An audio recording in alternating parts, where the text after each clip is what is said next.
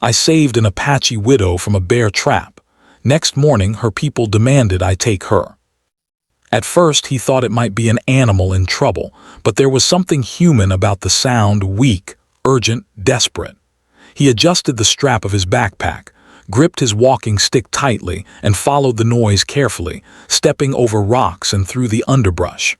As he rounded a bend in the narrow mountain trail, he froze. There, half hidden among the shrubs, was a woman struggling with something that made her scream in pain. A large metal trap had clamped onto her ankle. Her face was pale and her clothes were torn. Blood had soaked through the fabric, and the faint sunlight glinted off the steel jaws of the trap. She tried to pull away, but the more she struggled, the more the trap cut into her skin. John's heart raced. He had seen bear traps before, and he knew they were cruel, merciless, and dangerous.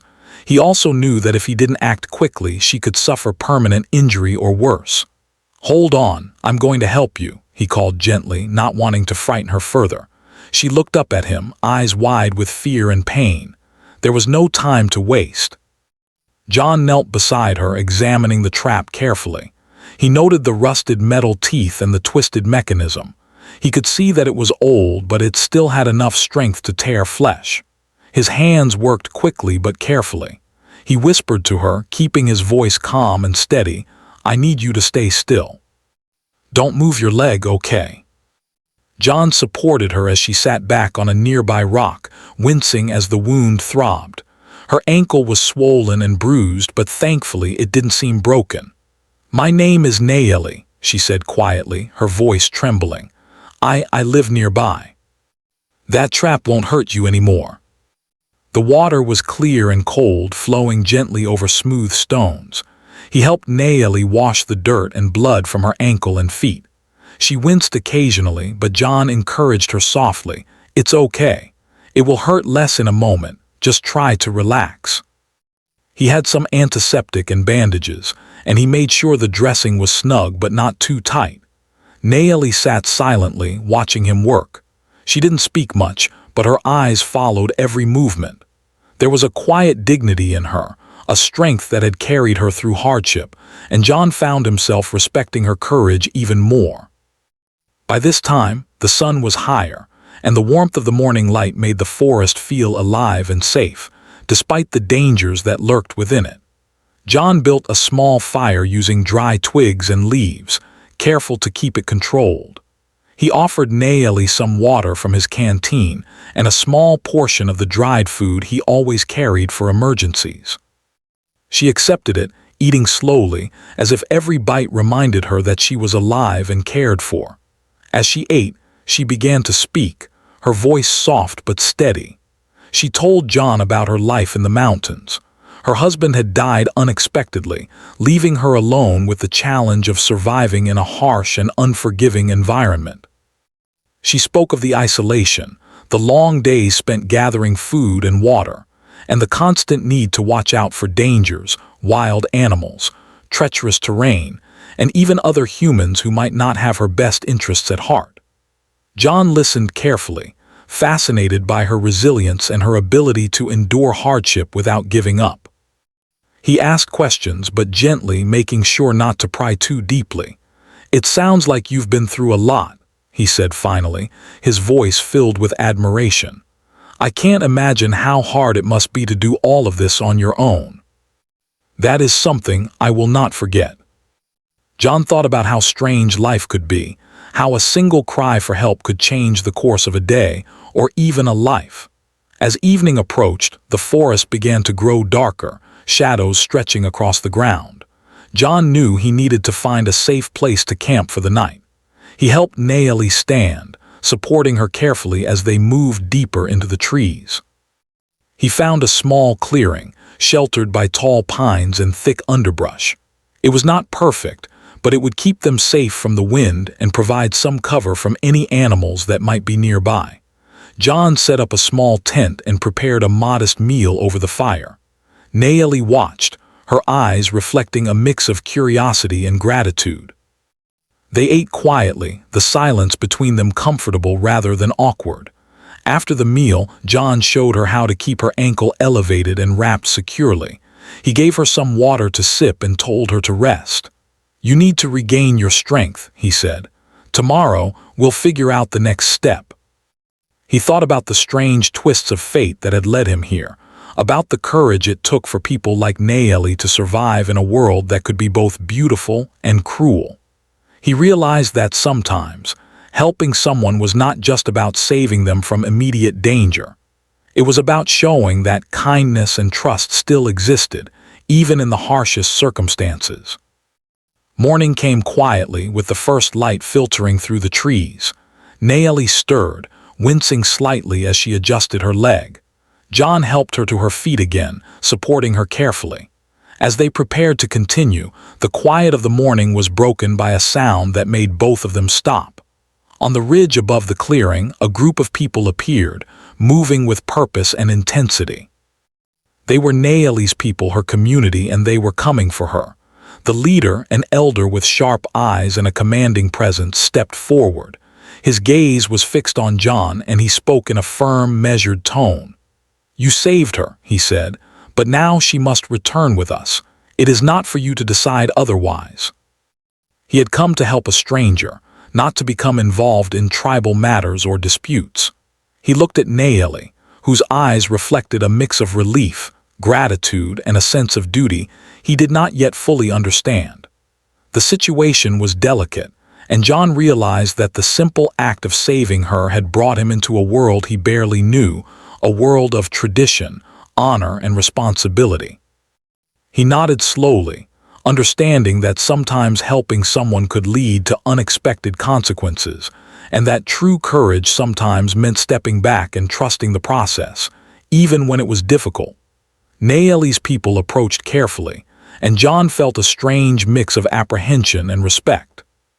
He had saved her life, and now he would witness the strength, unity, and values of her community firsthand. John felt a strange mix of emotions as he watched Naeli's people approach. Relief, gratitude, and apprehension swirled together in his mind. He had saved her life, but now he faced the reality that this act had drawn him into a world he barely understood.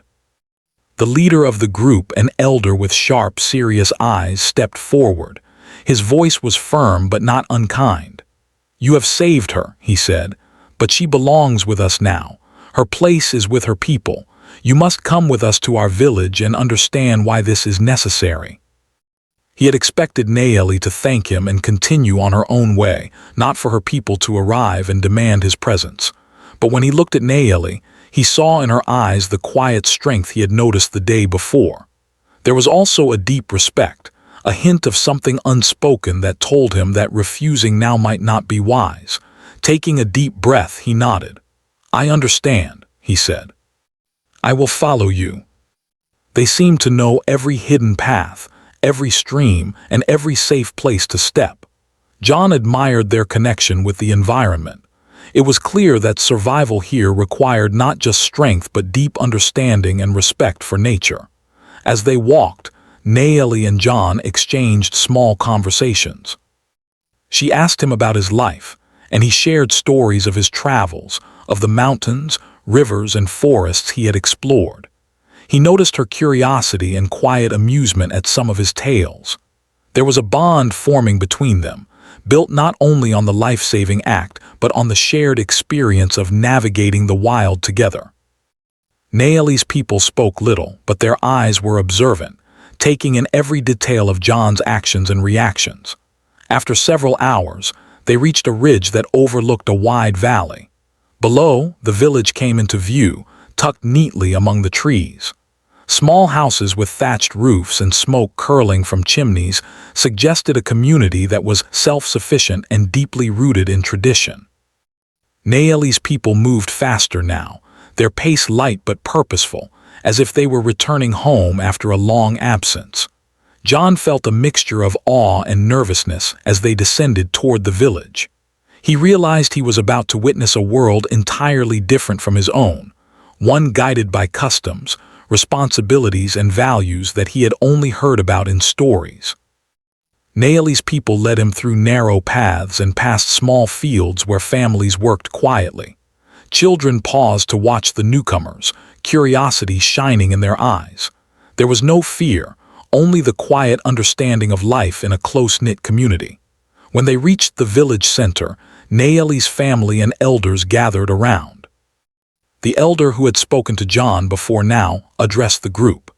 He explained that Naeli had been chosen to carry on important family responsibilities that required guidance and support from someone who had shown courage and integrity. By saving her, John had demonstrated qualities that the community valued deeply: honesty, bravery, and respect for life. John listened carefully, realizing that the simple act of helping someone had unexpectedly placed him in a position of trust and responsibility. He had not come here to take part in anyone's life beyond the immediate rescue, but the village saw his actions as proof of his character. He felt honored and humbled, understanding that in some cultures, acts of kindness could carry profound meaning and consequences. Over the next few days, John learned about the community's way of life. He helped with daily tasks, shared his own knowledge, and observed the customs and traditions that structured their society. He noticed how every person had a role, how decisions were made collectively, and how respect and honor guided every action. Naeli's presence was central to this balance, and John began to understand why the elders had been so insistent about her return. Naeli and John spent time together, gradually building a friendship based on mutual respect. She showed him how to gather herbs for medicine, how to move quietly through the forest, and how to understand the signs of weather and wildlife. John shared survival tips from his travels, teaching her techniques for navigating difficult terrain and identifying edible plants. Their time together strengthened not only their skills but also their bond, which grew from admiration and trust. One evening, as the sun set behind the mountains, John and Naeli sat by a fire outside the village. The sky glowed with shades of orange and pink, and the quiet hum of life in the village surrounded them. Naeli spoke softly about her late husband and the challenges of living alone in the wilderness. John listened, offering comfort where he could, and realizing that bravery was not just in surviving the dangers of the wild but in facing grief, loss, and responsibility every day. The elder approached them at one point, his eyes gentle but firm. "You have helped her," he said to John, "and in doing so you have shown the values we honor. Your path is your own, but know that you have left an impression here. You are welcome, should you choose to return." John nodded, deeply moved by the words. He understood that sometimes life's lessons come through unexpected encounters, and that true courage often involves stepping into situations without fully knowing the outcome. Over time, John realized that his presence in the village had become a bridge between two worlds. He had come as a stranger, a traveler passing through, but he had become part of something larger, a community bound by trust, honor, and tradition. Naeli's gratitude for his help was evident, but more than that, he saw the pride in her eyes as she regained her strength and fulfilled her role within the community. As weeks passed, John prepared to leave the village. The time had been short but transformative. He had gained not only practical knowledge and survival skills, but also insight into values that were rare in his own world: courage, honor, and the quiet strength of a community living in harmony with nature. Naeli walked with him to the edge of the forest, her ankle fully healed now, and smiled with a mixture of friendship and respect. "You saved my life," she said softly, "but you also taught me that kindness can create connections we never expect. I will never forget what you have done." John felt the warmth of those words and realized that this journey had changed him in ways he could not fully describe. It was not just the rescue or the lessons learned, but the understanding that human life is intertwined with the lives of others in ways that are both fragile and powerful.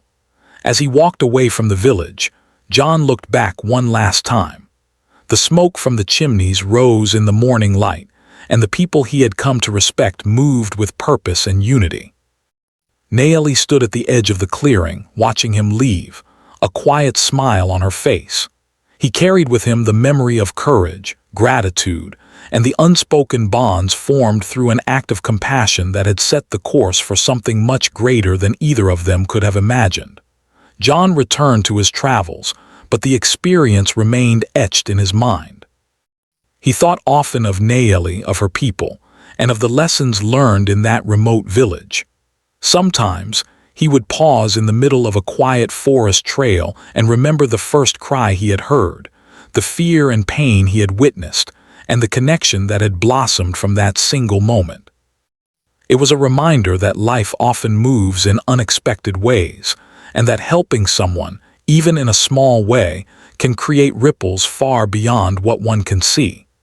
By the time John reached the edge of the mountains and looked back at the village, he knew he had been changed forever.